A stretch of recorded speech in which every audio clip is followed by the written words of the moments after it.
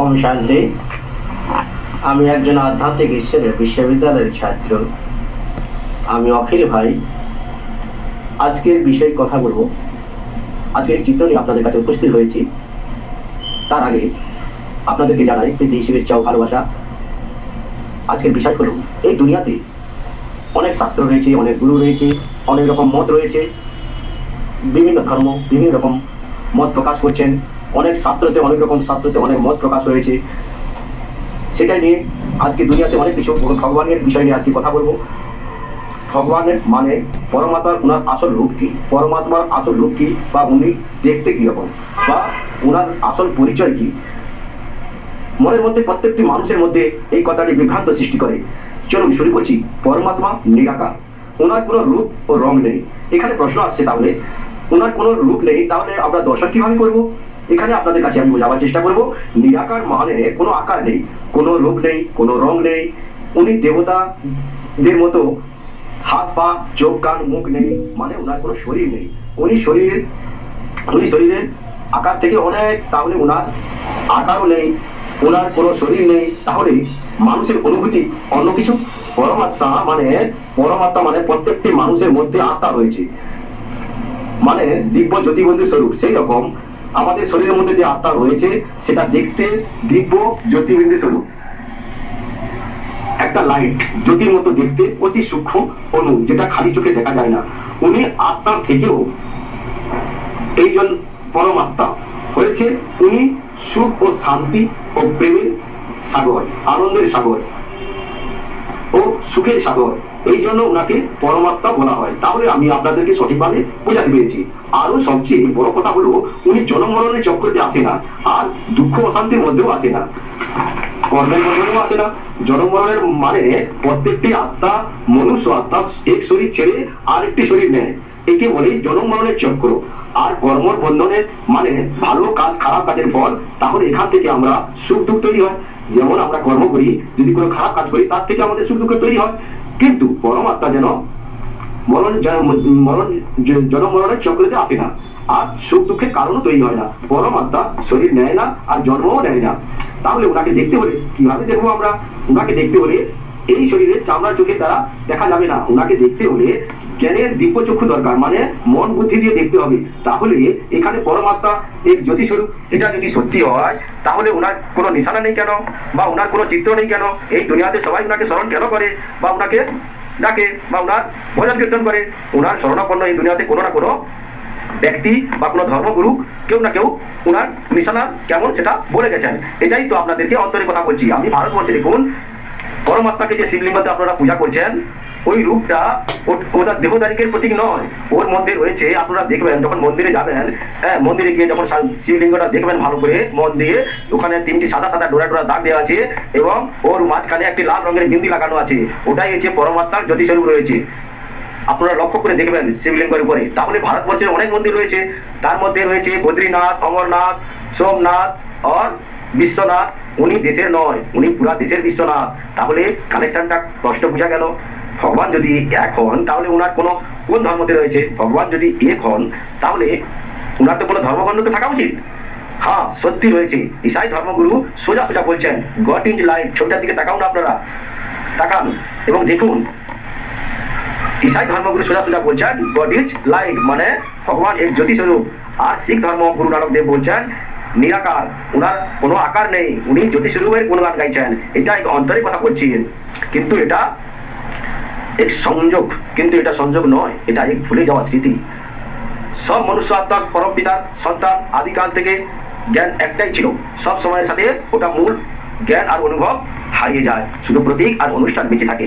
আর প্রত্যেকটি মানুষ প্রত্যেকটা আলাদা আলাদা মানতে শুরু করে, কিন্তু মূল প্রতীক আজও সত্যটা রয়েছে। ভগবান পরমপিতা এক জায়গাতে রয়েছেন, কিন্তু আজ মানুষ প্রত্যেকটি মানুষ আর ধর্মগুরুরাও একই কথাটা, এই কথাটি পাল্টে দিয়েছেন। বলছেন কি, ভগবান প্রত্যেকটি কোনা কোনাতে রয়েছেন, মানে সব জায়গাতে রয়েছেন। এই কথাটি আমি বাচ্চা অবস্থা থেকে শুনে আসছি, কিন্তু এই কথাটি আমাদের মনে অনেক কষ্ট লাগে। এই দৃষ্টিতে এটা কেন ভুল হচ্ছে? আমি মানছি এই বিচারটা অনেক কষ্ট দেয়। আমি তোমাদেরকে বোঝাচ্ছি, পরমপিতা আত্মার গুণের কর্তব্যটা কি? উনি সুখের সাগর, আনন্দের সাগর, প্রেমের সাগর, জ্ঞানের সাগর, পবিত্রতার সাগর। কিন্তু উনি যদি প্রত্যেকটি কোণে কোণে থাকেন, প্রত্যেকটি মানুষের মধ্যে থাকেন, তাহলে এই দুনিয়াতে মধ্যে সুখ ও শান্তি পবিত্রতা থাকতো। কিন্তু আমরা আজ কি দেখছি? তার বিপরীত, দুঃখ, অশান্তি আর ভ্রষ্টাচার। কিন্তু ভগবান যদি সর্বব্যাপী হয়, তাহলে কিন্তু এটা হচ্ছে কেন? কিন্তু উনি সব জায়গাতে থাকেন, তাহলে পাপী মনুষ্য আর পূর্ণ মানুষের মধ্যেও থাকা দরকার, তাই না? যে মানুষ অন্য অপরকে দুঃখ দেয়, কষ্ট দেয়, তাহলে আমরা বুঝতে পারবো ওই মানুষের ভেতরে প্রবেশ করে ভগবান ওই কাজ করছে। যেমন উদাহরণস্বরূপ আপনাকে বোঝাই, সূর্য একই জায়গাতে থাকে, কিন্তু তার যে রোশনি পুরো দুনিয়ার মধ্যে পড়ে। আরেকটি উদাহরণ দিই আপনাদেরকে, যেমন এয়ারপোর্টের কন্ট্রোল টাওয়ার যিনি পরিচালনা করেছেন, ওই ব্যক্তি একই জায়গাতে বসে এয়ারপোর্টের প্রত্যেকটি কোণে কোণে নজর রাখছেন। তাহলে উনি কি সব জায়গায় উপস্থিত আছেন? কিন্তু সব জায়গাতে উপস্থিত নেই।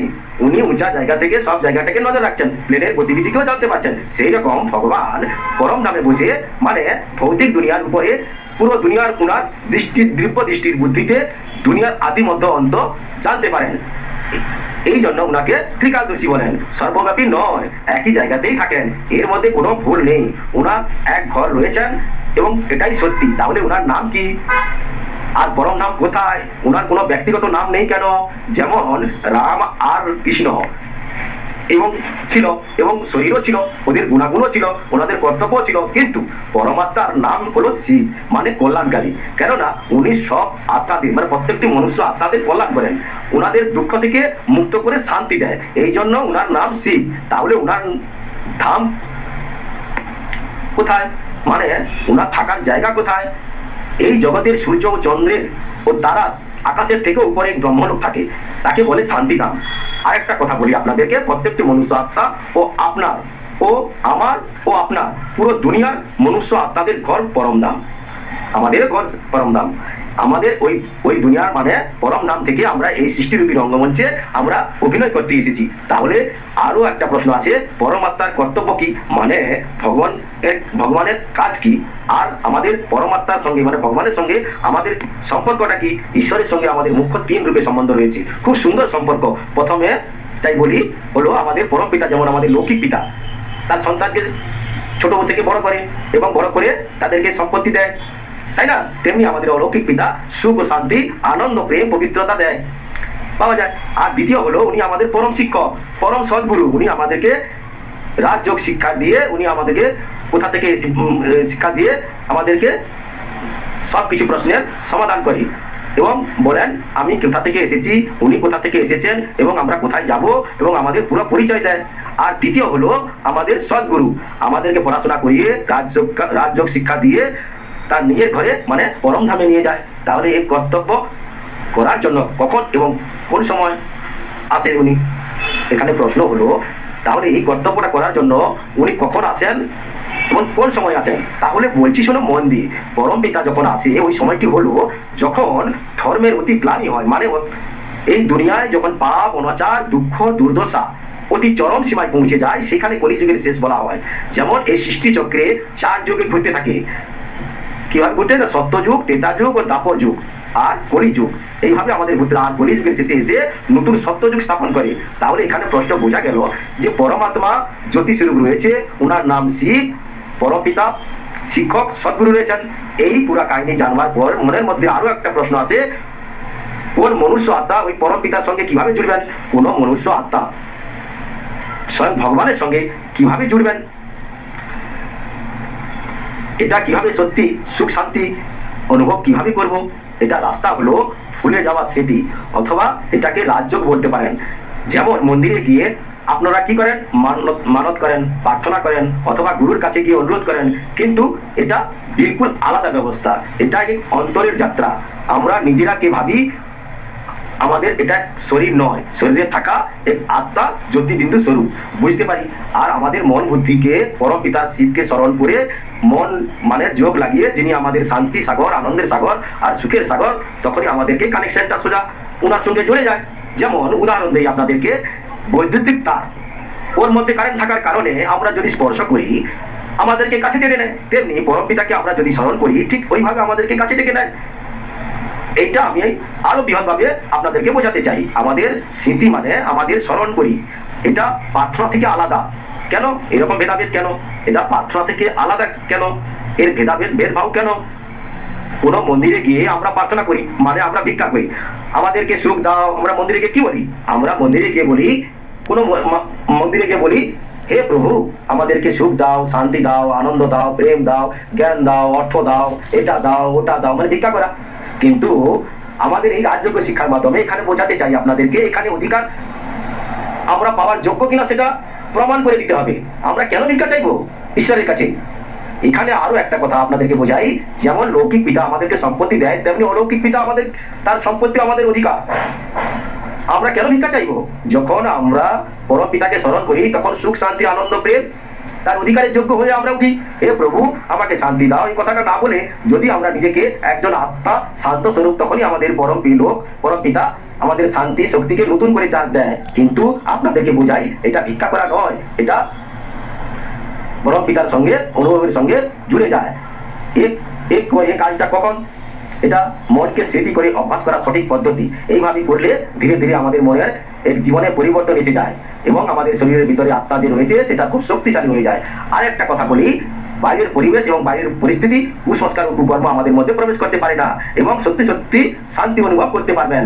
পরমাত্মা ভগবান আমাদের কাছ থেকে দূরে নেই, আমাদের কাছেই রয়েছেন। উনি একজন জ্যোতিবিন্দু স্বরূপ, শান্তি নামে থাকেন। আর আমাদের মন বুদ্ধি দিয়ে কোনো সময় ওনার সঙ্গে, যে কোনো সময় আমরা ওর সঙ্গে জুড়তে পারি, আমাদের সাহারা হয়ে উঠবেন। তাহলে উনি আমাদের সাহারা হয়ে উঠবেন।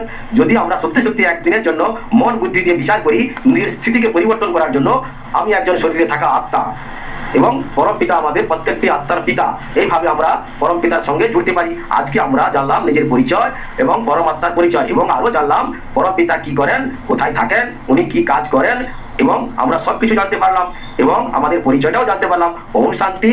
আজকের মতো এখানে শেষ করছি। সবাই ভালো থাকবেন। নমস্কার।